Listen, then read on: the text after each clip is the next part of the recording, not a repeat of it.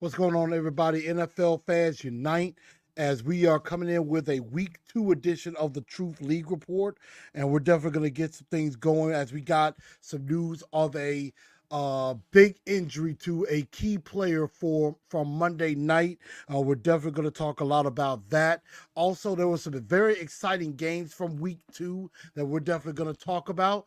And we got a bunch of teams that are 2-0, but we also got some teams that are 0-2. Who could fall from the ranks of the unbeatens as the season go on, and who could possibly rise from the ashes of 0-2. We're definitely going to talk about that and a lot more right here on the Truth League Report in less than 60 seconds.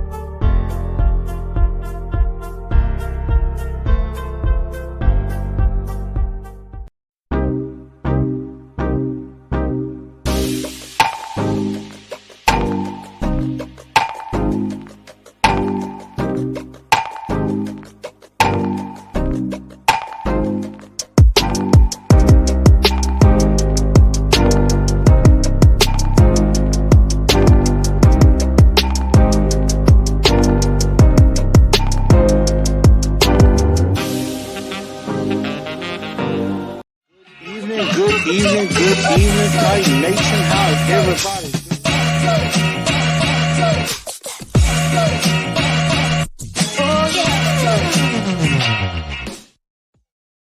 What's going on, football fans? How's everybody doing this evening? Welcome in to the week 2 edition of the Truth League Report. I am your host, Chris, aka Blue Enforcer, aka The Truth, and we are broadcasting live from the Truth Studios here in Memphis, Tennessee. Definitely make sure y'all go ahead and share this show out, as this show is for all football fans, not just Titan fans. You know, I am a Titans fan, but this is for all football fans to unite together and to come in and join this show. And make sure you follow me on Facebook at TNT Enforcers, on Instagram at Titans_in_truth, as well as on Twitter X at TNT Blue Enforcer. Definitely make sure you follow me on those channels right there. And super chats are definitely appreciated as well. Also, you can follow on Spotify, iHeartRadio, Google Podcasts, and Apple Podcasts as well. And everybody that comes in, definitely make sure you hit that like button. Definitely go ahead and hit that like button, and definitely help me out as well. And if you're new to the channel, please go ahead and subscribe to the channel and hit that bell and hit all, so that way you'll know when I go live, because I'm going to be doing some different things now. Definitely going to be doing this show about the league and everything going on around the NFL. Of course, I have my weekly show TNT Tonight, talking all things Tennessee Titans and whoever the next opponent is. This week we're going to be really going down in depth into the Cleveland Browns as we get ready to host them at the dog. We get ready to play them rather in the Dog Pound week 3 in Cleveland, Ohio. And then also we have another show that we've debuted. It is called Down to the T.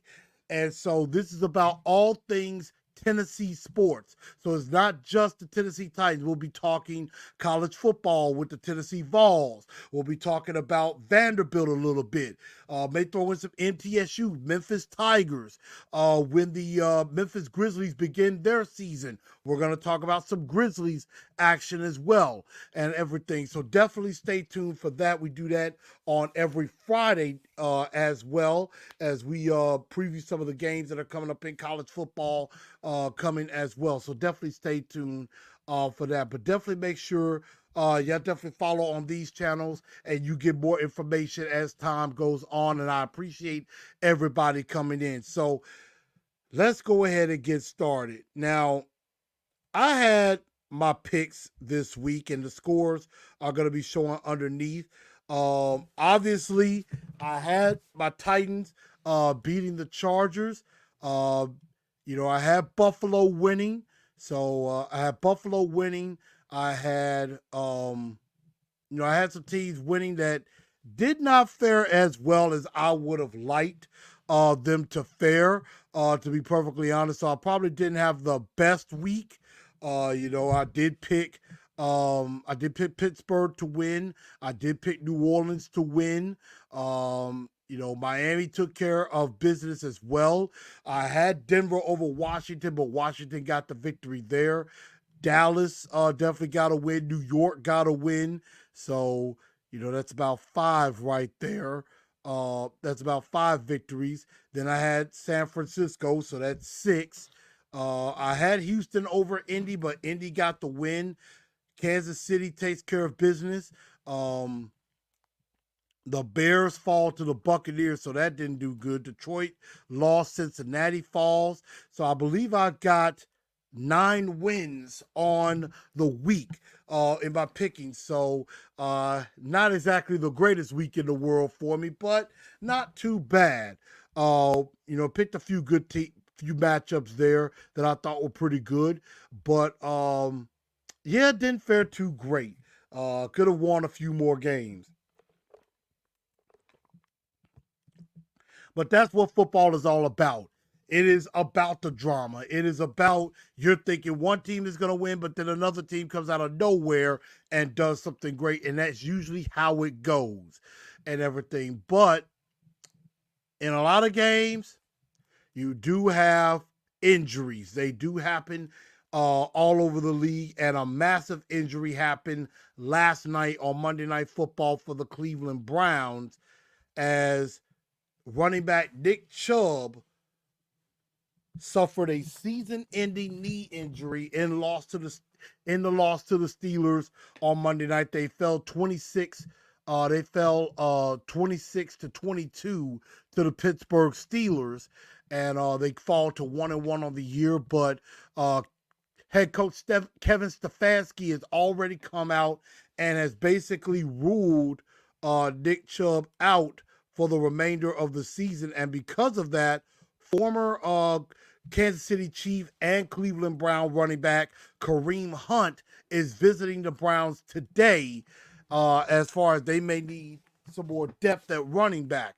Stefanski has already come out and said we're going forward with running back Jerome Ford as our feature back, but they may bring in Kareem Hunt as well. And I would think that that's probably going to happen at some point. We don't know yet, but that is an option that they're looking at possibly bringing in. And so losing Nick Chubb for the Browns, pretty devastating to their offense because he's been pretty much the focal point. He's the bell cow for that offense as Deshaun Watson kind of gets his bearings right in Cleveland as the starting quarterback of the Browns. You can rely on that running game, but now with Nick Chubb down, that's going to be pretty hard to continue to do. And then also, knowing the fact this week, the Browns have a very tough task ahead of them and a very good defense in the Tennessee Titans, especially one of the best against the run. They don't like giving up run yardage. So if you don't have Nick Chubb in there, it could be very tough to run the football for Cleveland. We're definitely going to find out about that. Prayers definitely up to Nick Chubb as he, tries to recover from this injury and, hope that he'll make it back for next season. But definitely a very devastating blow to the Cleveland Browns. But there was some definite drama that happened in these games on Sunday, and we're gonna go into our immediate top 5 games from this past Sunday. And I'm not going in any particular order or anything like that, but definitely make sure y'all leave me your comments on which games did you think was worthy of being in the top 5 if it is not one of these. I definitely know the Vikings, of course, tried to come back against the Eagles. They were down 27-7, tried to come back, but fell short 34-28 on Thursday Night Football. But which one of your games was one of the top games? Definitely leave me a comment in the comments section. But we'll start with number 5, and that is there was a party in the ATL as the Atlanta Falcons came back. They were down 17-9 at one point and down 24-12, found a way to come back behind Desmond Ridder and Bijan Robinson, who had 19 carries, 124 yards, and he is definitely as advertised as the Atlanta Falcons under Arthur Smith moved to 2-0 on the year. And you could tell Desmond Ridder is starting to kind of settle down in Atlanta as the starting quarterback there, but it does help when you have a very good running back in Bijan Robinson. You got Kyle Pitts at tight end, and you definitely have Drake London out there, the wide receiver from USC, who could just flat out catch the football. And so Atlanta is starting to really reinforce themselves a little bit. And I mean, the NFC South has always been a division where anybody can win it. Usually the team that finishes the worst comes up out of nowhere and wins that division. So Atlanta at 2-0, that is a very that's going to be a very interesting situation. And then, of course, also with the New Orleans Saints being 2-0 down there as well. I mean, right now, the NFC South is looking pretty hot right now. I mean, not only is Atlanta 2-0, Tampa Bay's 2-0, New Orleans is 2-0. Now, that's all going to change when all of these teams play each other in the division. That's going to definitely change. But Atlanta starting off with a nice party in the ATL, coming back from behind, beating Green Bay and Jordan Love. Number 4. And this is more so about the team that lost more than the team that won. The Bengals fall into 0-2, and they've lost. Not only have they lost 2 games, not only have they lost 2 games in the AFC, they've lost 2 games in the division already, because they've already fell to the Cleveland Browns week 1, and now they turn around and lose to the Baltimore Ravens in week 2 in their home opener. Could there be problems brewing in Cincinnati? And it also looked like Joe Burrow kind of retweaked his ankle injury as well. So we don't know what's going to happen with that. I mean, right now it looks like Joe Burrow is going to be fine, but right now the Bengals are struggling at the moment. Lamar Jackson and the Ravens impressed. They came in and, Lamar Jackson was basically his old self. He found Mark Andrews for a touchdown. He got some passes to Nelson Agholor, who kind of asserted himself as a decent wide receiver, even though they lost OBJ to an ankle injury. But losing J.K. Dobbins has not stopped the Ravens just yet, even though they're dealing with injuries right now. But the Ravens are at 2-0. And the Bengals are 0-2 for the 4th time in 5 years. And we're going to talk about 0-2 teams later as far as who could come out of the ashes of 0-2 and still make the playoffs.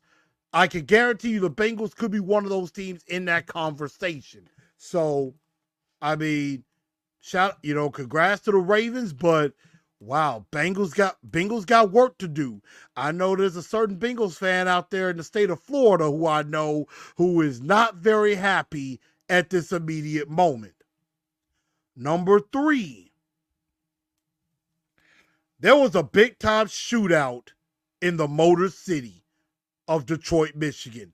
And that was for the second straight year in a row. Because last year the Seattle Seahawks beat the Detroit Lions in a shootout in Detroit, 48-45. This year was no different. Another shootout for the ages between the two, and the Seattle Seahawks outlast Detroit 37-31 in overtime. Seattle got the ball first, and they get the walk-off touchdown to Tyler Lockett and beat the Lions. So Seattle gets to 1-1, and that's where Detroit is also at 1-1. But that was a heck of a ball game. I mean, Jared Goff definitely went shot for shot with him. Got a couple touchdown passes to Josh Reynolds as well. But Tyler Lockett's 2 TDs definitely did the story. Also, a standout from Arlington, Tennessee, not very far from here, Kenneth Walker III, formerly from Michigan State, rushed for 2 touchdowns, as well as the Seahawks get to 1-1. Geno threw for over 300 yards in this game. And again, Geno Smith is a hell of a story. You know, after things went bad with the Jets, he was backing up in with the Chargers, and it just seemed like his career was over, and he has resurrected his career in Seattle. Shout out to Geno Smith. Number 4. How about the G-Men, the Giants, who got thoroughly embarrassed on Sunday Night Football, where the Dallas Cowboys just completely spanked them 40-0. They go out to the desert, was down 3 touchdowns, was down 20-0 and 28-7 at one point in the second half, found a way to rally from behind from a 21-point deficit to beat the Arizona Cardinals, albeit the listless Arizona Cardinals, 31-28 to get to 1-1 on the year. And the Cardinals fall to 0-2 on the year. And I mean, I got to give it to Daniel Jones. There was a time I said when they extended Daniel Jones that it was a mistake. And then they even restructured his deal. I thought that was a mistake too. But Daniel Jones led the way, and Saquon Barkley got a couple of touchdowns as well in that comeback, but he also left the game with an injury, and there was definitely frustration seen on his face because, you know, for him, it was like he kind of bet on himself this season, with the holdout and all the contract talks and everything with Saquon. He bet on himself, and he was visibly frustrated, like, not again. Like, it just seemed like it was happening all over again for him. But the Giants do get the win, and that was definitely a dramatic comeback, if I do say so myself. But the number one game, and I give shout out to a good friend of mine, to my best friend, Miss Crystal Hayward. She's probably not going to like me saying it like this, but the Commanders take command. They take command. And she would still like to call them the Redskins, but I'm just going to call them the Washington football team for her. The Commanders get a 35-33 comeback win. They were down 21-3 at one point early in the first half, but then they climbed their way back into the game and shot the Broncos. They shot the Broncos, even though the Broncos had a couple of big plays. And even though Washington came back, took the lead, along a last desperate Hail Mary by Russell Wilson was caught for a touchdown for the Broncos, but then the Commanders make the big stop on the 2-point conversion to preserve the win. Even though Benjamin St-Juste could have gotten called for pass interference there against Courtland Sutton, but it was not called. The Commanders get a win. They are 2-0 on the year, and in very impressive fashion. And then Denver, of course, falls to 0-2. So there were some great, great games that definitely happened on this Sunday and on this Monday as well, that definitely happened. And that will lead me into my top 5 ballers. Who balled out on Sunday. Give me your comments. Who you thought was a big time baller, had a big time game in victory. You know, definitely. I know a lot of Titan fans will say Ryan Tannehill had a redemption. He played good, but he still got to be a little bit more consistent for me. But here are some of my top 5 ballers. Again, no particular order. Got to give some love to Sam Howell of the Commanders, because I thought Washington was going to suck with Sam Howell at quarterback, and he led them back from that 21-3 deficit, threw for 299 yards, 2 touchdowns. The defense, that vaunted defensive line, had themselves a party. 7 sacks on Russell Wilson, including a sack and a half each from Chase Young and Montez Sweat. Daron Payne got in on the party as well. So, I mean, I am very impressed with Washington. Again, we go back to the comeback kids. Daniel Jones threw for 321 yards, 2 touchdowns in the comeback victory over the Arizona Cardinals. Could Daniel Jones actually establish himself as a good quarterback? That still remains to be seen, but we're definitely going to see.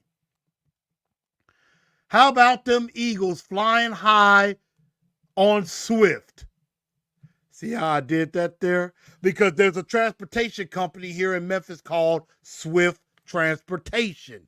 And so definitely got to give a shout out to DeAndre Swift, who had 28 carries, 175 yards, a touchdown. Also, Devontae Smith, the wide receiver, had 4 catches, 131 yards of the score as well. And so the Eagles flying high at 2-0, trying to get back to the Super Bowl and maybe win one. And so definitely shout out to DeAndre Swift. The Steelers, of course, got to give it up for their defense. Alex Highsmith with a pick 6 on the very first play from scrimmage. A pick 6 to get things started for the Steelers. But George Pickens is establishing himself. He's an underrated receiver. 4 catches, 127 yards and a touchdown. And he is really starting to come alive as one of the better receivers, better young receivers in this league. And so a very impressive outing for the Steelers as they get to 2-0. And even though I usually don't shine on somebody in a losing effort, here's a guy whose name y'all might want to get to know. His name is Puka Nacua, rookie from BYU, who has come in, and I mean, he's already had 25 catches in 2 games. Of course, he's stepping up in place of Cooper Kupp, who is down. He had 15 catches for 147 yards. Of course, last week had 10 catches in the victory for the Rams last week. And so, I mean, extremely impressed by this young man, with what he did. Even though it was in a losing effort, you could tell that Matt Stafford likes him a lot. I'm going to try to see if I can get him on my fantasy team. I don't know if he got picked up already. I hope he hasn't, because if he hasn't, I'm going to go scoop him up. I'm going to go scoop him up big time. So I am definitely, trying to see if I could do that, but it looks like somebody else had already scooped him up. So I may have to make a trade to see if I can get him, but I probably won't be able to. But very impressive by this young man, having a nice start to his NFL career. Definitely. So definitely do like this kid. Let's see if he's even a rookie. Let me see. Yeah, he's a rookie. Round 5 draft pick. Okay, so I did get that right. But definitely shout out to him. But now, before we do get ready to get out of here for this edition, there's always that talk You got teams that are 2-0, and you got teams that are 0-2. And there are 9 NFL teams that are 2-0. There are nine 2-0 teams that make the playoffs. And since then, 63%, since 1990, 63% of teams that start 2-0 have a 63% chance of making the playoffs. almost 64% chance you're going to make the playoffs if you start off 2-0. Also, at the very same time, there are 9 teams that are 0-2. And the percentage chances of them making the playoffs is only 11%. So there are 9 teams that are 2-0. And those teams, you got the Cowboys, the Dolphins, the 49ers, the Ravens, the Falcons, the Saints, the Buccaneers, the Eagles, and the Commanders, all 2-0.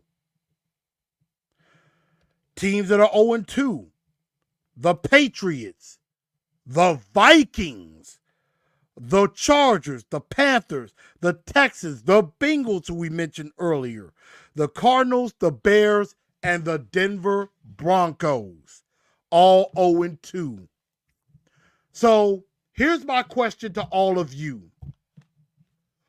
Which team that is 2-0 could end up being a facade, could end up being phony, could end up falling from grace?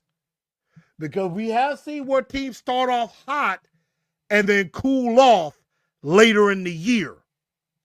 And then you also got teams that have started off slow but have picked it up as the year goes on. Even though it is very unlikely a team 0-2 makes the playoffs, it has happened before. It has and can happen before. So I'm going to tell y'all, a team that is 2-0 that I think is a facade, that I think could fall from grace. One of them, I'm going to have to say Tampa Bay. I think Tampa Bay is a facade. I think they have a chance to be a 2-0 team that kind of falls from grace. That it starts off 2-0, but then it doesn't end very well for them. So I think that's a team that definitely could fall from grace. I would say Washington, but they have a very, very good defense, a very, very good defensive line.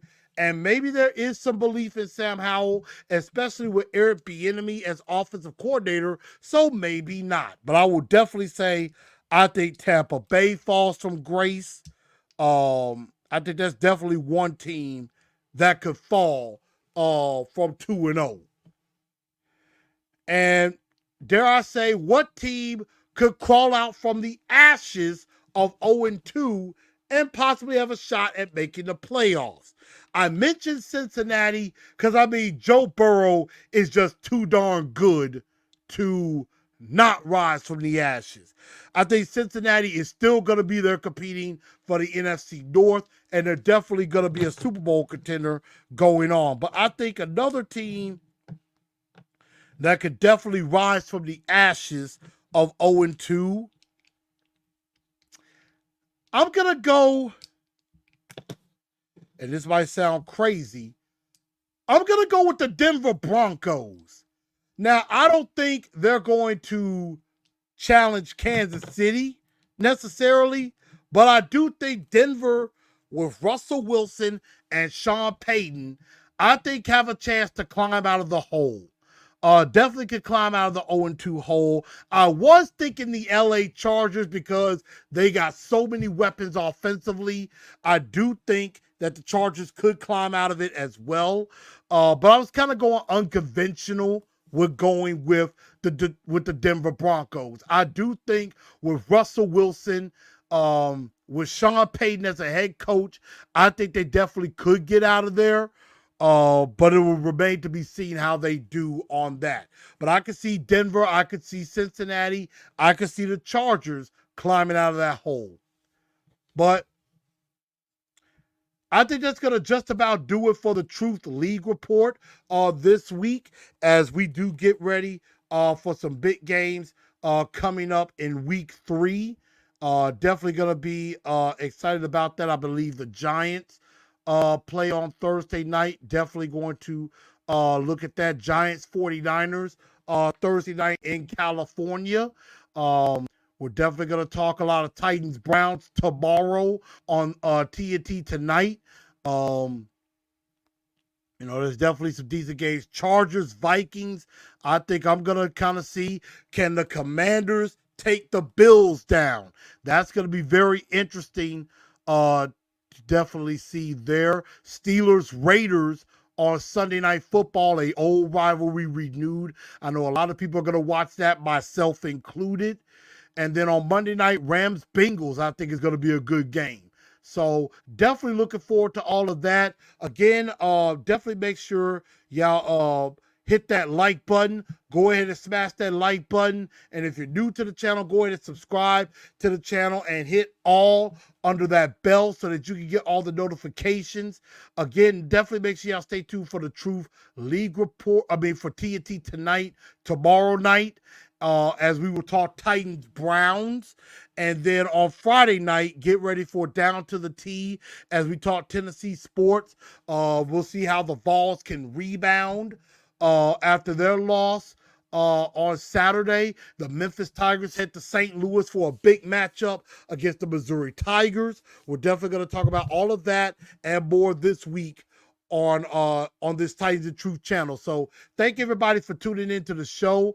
I'm your man Chris, aka Blue Enforcer, aka The Truth. Again, make sure y'all follow all the channels. Definitely make sure you follow on Facebook, on Instagram, and on Twitter X.